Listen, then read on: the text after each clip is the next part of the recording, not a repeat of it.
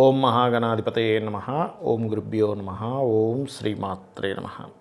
పరమేశ్వర స్వరూపమైనటువంటి జ్యోతిష, వాస్తు మరియు ఇతర అనేకమైనటువంటి శాస్త్రములను మనకు అందించినటువంటి మహర్షులకి నమస్కారం. హయగ్రీవ హయగ్రీవ హయగ్రీవేతి యో వదేత్ తస్య నిస్సరతే వాణి జహ్నుకన్యా ప్రవాహవత్. అరుణాం కరుణాతరంగితాక్షీం ధృతపాశాంకుశపుష్పబాణచాపాం అనిమాదిభిరావృతాం మయూకైః అహమిత్యేవ విభావయే భవానీం. శ్రీమాత్రే నమః. ప్రేక్షకులకి ఆ లలితాంబిక అమ్మవారి యొక్క అనుగ్రహం పరిపూర్ణంగా కలగాలని మనస్ఫూర్తిగా కోరుకుంటూ, ఇవాళ నేను మీకు చెప్పుకోబోయేటువంటి టాపిక్ ఏమిటి అంటే, ఫిబ్రవరి మాసంలో ఇప్పుడు పలానా రాశి బట్టి అనేటువంటిది ఒకటి ఉంటుంది మనకి. సహజంగా పలానా లగ్నం పలానా రాశి వారికి జాగ్రత్త తీసుకోవాలని. ఇదేంటంటే మనం చెప్పుకోబోయే టాపిక్, ఒక ప్రయత్నం చేస్తున్నాము ఈ మాసంలో ఉండేటువంటి కాంబినేషన్స్కి, ఈ ప్రయత్నానికి ఏ గ్రహ ఆరాధన చేసుకుంటే ఈ మాసంలో మీ ప్రయత్నం సక్సెస్ అవుతుంది. అలా నవగ్రహాలకి 9 రకాలుగా ఉంటుంది. అంటే రవి నుంచి శని వరకు 7 గ్రహాలు, 2 ఛాయాగ్రహాలైన రాహుకేతువులు. ఒక్కొక్క గ్రహానికి ఒక్కొక్క సంబంధించినటువంటిది ఉంటుంది. కాబట్టి మనం ఒక్కొక్క గ్రహం బట్టి మనం చెప్పుకుంటూ ఉందాం. మీకున్న ప్రాబ్లం ఎలా క్లియర్ చేసుకోవాలి అంటే, ఏ రోజు మీరు కనుక ట్రై చేస్తే కుదురుతుంది, అదేవిధంగా ఏ దేవతారాధన చేసుకోవాలి, ఏ గోసేవ చేసుకోవాలి, ఇటువంటివన్నీ కూడా నేను మీకు చెప్తాను వన్ బై వన్గా. కుజ సంబంధించినటువంటి రెమెడీస్. ఇప్పుడున్న గ్రహస్థితి రీత్యా కుజుడు, ఇప్పుడున్న గోచారంలో కుజుడున్న పొజిషన్ ఏంటి, అసలు కుజుడు దేనికి కారకుడు తీసుకుంటే, మనకి కుజుడు ఇప్పుడున్న స్థితిలో కుజుడు, శుక్రుడు, బుధుడు కలిసి ధనుసు రాశిలో ఉన్నారు. మనకి 6వ తేదీ నుంచి కుజుడు వెళ్ళి రవిని కూడా మీట్ అవుతాడు. అండ్ దాని తర్వాత అంటే ఈ 14వ తేదీ నుంచి 14వ తేదీ వరకు ఆయన ఇక్కడ ఉంటాడు. 6 నుంచి 14 ఫిబ్రవరి మాసంలో ఈ 2 కనెక్ట్ కూడా అవుతాయి. దానివల్ల వచ్చేటువంటి చాలా చెప్పాను నేను మీకు వేరే వీడియోలో కూడా. కొంచెం ఈ భూకంపాలు కావచ్చు, కొంచెం ఇట్లాంటివి, కొంచెం అధికారుల మధ్యన గొడవలు ఇట్లాంటివి వస్తాయని చెప్పుకున్నాం. కొన్ని గొడవలకు కారణం అవుతుంది. బట్ ఇక్కడ మనం కుజుడు వల్ల వచ్చే బెనిఫిట్స్, కుజుడు వల్ల కలిగేటువంటి విషయాలు, కుజుడు రూపంలో తీసుకుని చూసుకుంటే కనుక, కుజుడు భూములకు కారకుడు. ఎవరైనా ల్యాండ్ కొనలేకపోతున్నాను, లేకపోతే నాకు గొడవలు అవుతున్నాయి మాటి మాటికి, లేనట్లయితే పర్టికులర్గా మా సిబ్లింగ్స్తోనే గొడవలు అవుతున్నాయి, లేకపోతే నాకు బాడీ పెయిన్స్ విపరీతంగా ఉన్నాయి, లేనట్లయితే నాకు బ్లడ్ కండిషన్ చాలా తక్కువగా ఉంది అని అనుకునేటువంటి వారు రెమెడీ చేయాలి. ఏం చేయాలి? ఓం స్కందాయ నమః అనే నామస్మరణ చేయండి. దీంతోపాటు పర్టికులర్గా ఆదివారాలు గణపతి పూజ చేయండి. ఆదివారాలు గణపతి పూజ కనుక చేసినట్లయితే ఏమవుతుందంటే, ఇక్కడ ఈ కుజుడికి సంబంధించిన ఎనర్జీ ఏదైతే ఉందో పాజిటివ్ దీంట్లో వస్తుంది ఇప్పుడున్న గ్రహస్థితి రీత్యా చూసుకుంటే. అలాగే దీంతోపాటు మరొక విషయం ఏంటంటే, ఈ కుజుడిని రవితో కలుస్తున్నాడు, మీట్ అవుతున్నాడు. రవి అంటే తండ్రి కారకుడు, అధికారులతో పొరపాటును కూడా మీరు మంగళవారాలు, అదేవిధంగా ఆదివారాలు కుజహోరలో కానీ రవిహోరలో కానీ అసలు మీట్ అయ్యి ఏమి చేయకండి. ఎందుకంటే అది అనవసరమైన గొడవకి దారితీస్తుంది. మరియు దీంతోపాటు వాహనాల మీద వెళ్ళేటప్పుడు కూడా, ఎవరైనా చూడండి, వాహనం మీద వెళ్తున్నామండి, అనవసరంగా సడన్గా ఇదే బ్రేక్ వేసాము, అక్కడ ఇబ్బంది వచ్చింది అంటూ ఉంటారు. బికాజ్ ఆఫ్ మార్స్ యొక్క ఎనర్జీ కనుక నెగిటివ్గా వస్తే అలా జరుగుతుంది. బట్ ఇక్కడ మార్స్ ఏంటంటే నెక్స్ట్ 6th తర్వాత ఫిబ్రవరి 6 నుంచి ఎగ్జాల్టెడ్ పొజిషన్లోకి వెళ్తున్నాడు. అంటే ఆయన మంచి పొజిషన్లోకి వెళ్తున్నాడు.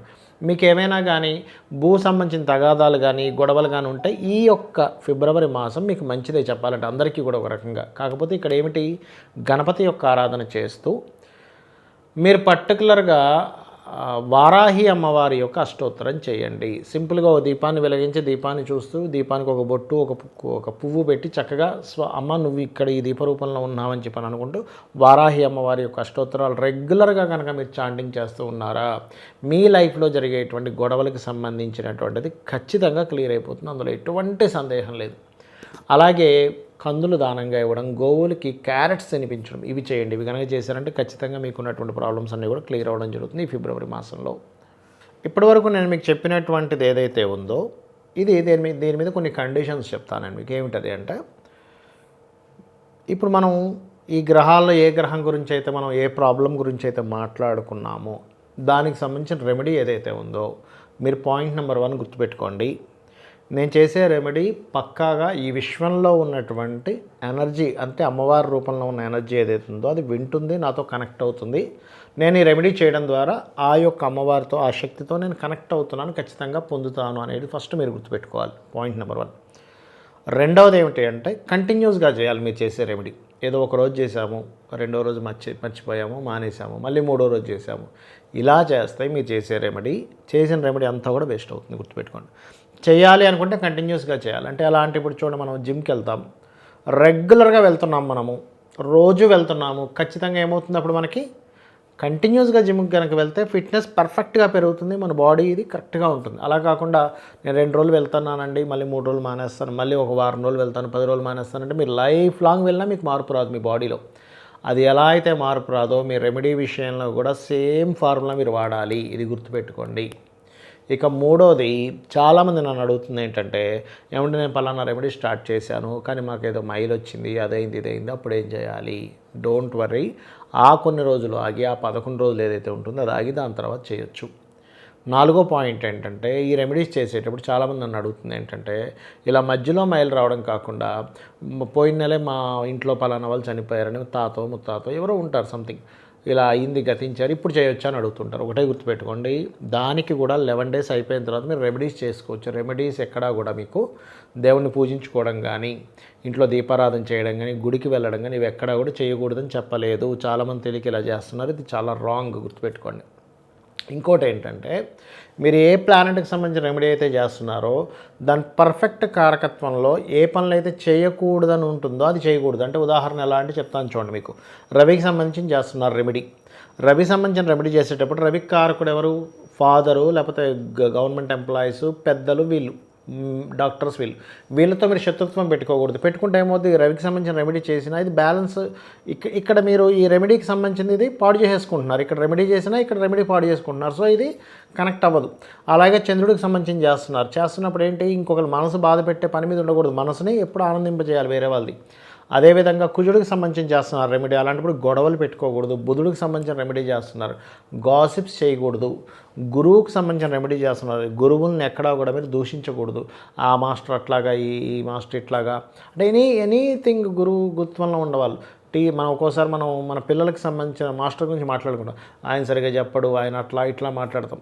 మీకు అది ఎంతవరకు నిజమో ఎంతవరకు అబద్ధమో మీకు తెలియదు. సో ఈ విషయం గుర్తుపెట్టుకోవాలి.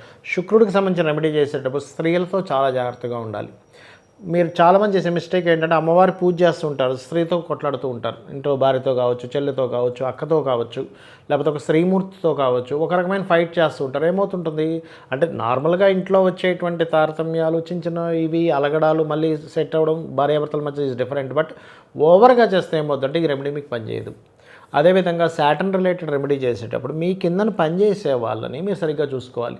బికాజ్ ఆఫ్ సాటర్న్ ఈజ్ మీ కిందన పనిచేసే వాళ్ళు, సాటర్న్ రెమెడీ చేస్తున్నాం కానీ ఇక్కడ కిందన పనిచేసే వాళ్ళు చేసే విషయంలో మనం తప్పిదాలు చేస్తే అది పనిచేయదు. అలాగే రాహుకి సంబంధించిన రెమెడీ చేసేటప్పుడు పర్టికులర్గా ఆన్లైన్లో చేసేటువంటి కొన్ని పనులు ఏవైతే ఉంటాయో అవి నీతిగా ఉండాలి. కేతువుకి సంబంధించి చేసేటప్పుడు మీరు వెళ్ళేటువంటి గుడి, గోపురము, ఎనీ ఆధ్యాత్మికమైనటువంటి విషయాల్లో చాలా జాగ్రత్తగా ఉండాలి. కాబట్టి ఏ రెమెడీ చేసేటప్పుడు పర్టికులర్గా ఆ అంశంలో కూడా మిస్టేక్ చేయకూడదు. ఇవి గుర్తుపెట్టుకోండి. ఇది చేసుకుంటూ మీరు నిత్యం చేసేటువంటి ప్రయత్నంలో సక్సెస్ అవ్వాలని చెప్పి కోరుకుంటూ శ్రీమాత్రే నమః.